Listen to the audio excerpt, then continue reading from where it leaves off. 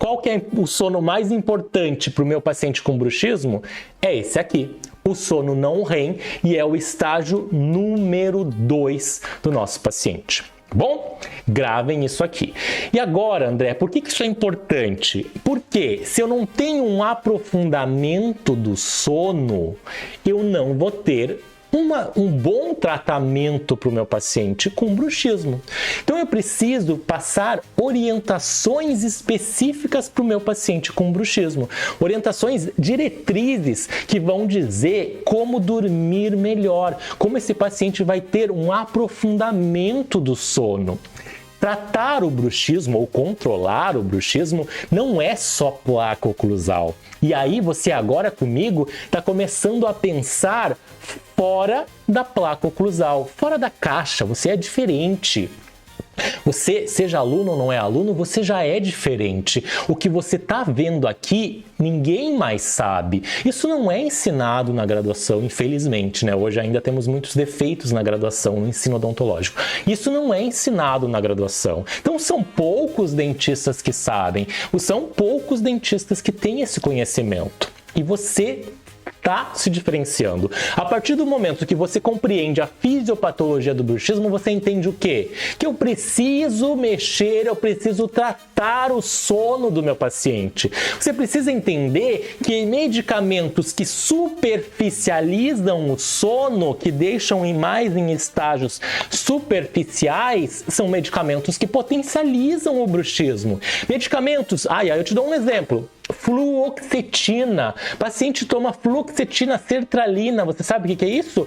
É um dos medicamentos mais tomados hoje em dia. Ritalina. Você sabe o que é isso? Criança com déficit de atenção é o medicamento mais tomado hoje por criança.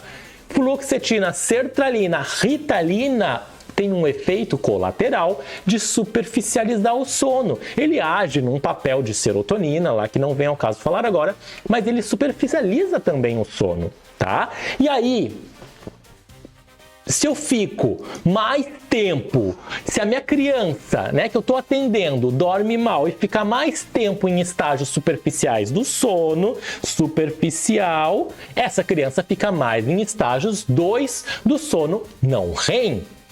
E aí essa criança tem mais chance de ter bruxismo do sono. Esse adulto que toma medicamento tem 3 vezes mais chance de ter bruxismo do sono. Isso já é estudos comprovados. Quem está falando isso não são as vozes da minha cabeça.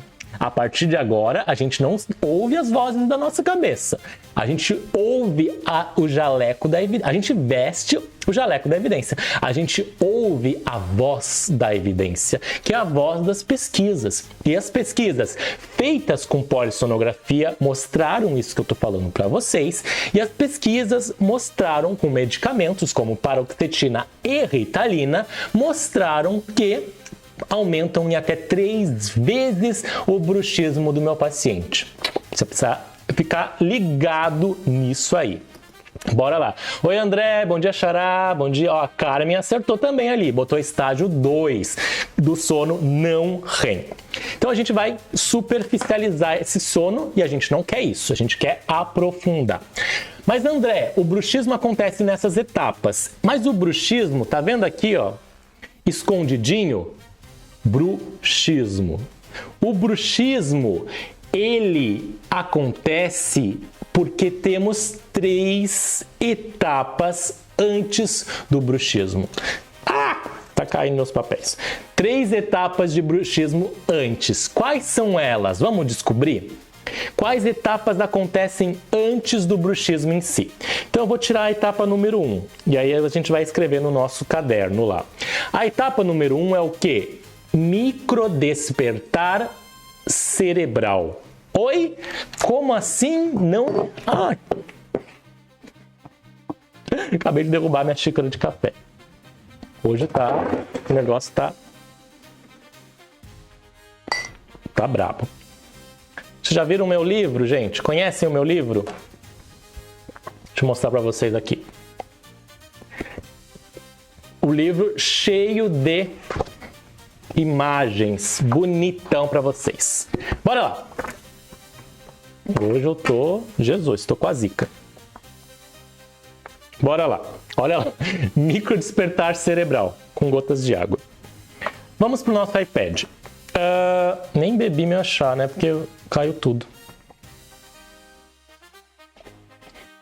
Nessa etapa 2 do sono é que a gente tem o microdespertar cerebral. Então eu vou escrever aqui, ó. Que cor que eu usei? Verde. Microdespertar. Hoje a aula é a aula das dicas, hein? Porque caiu a câmera, caiu tudo aqui. Esse microdespertar cerebral é o quê? O nosso cérebro, ele tá dormindo. O cérebro ficou molhado aqui.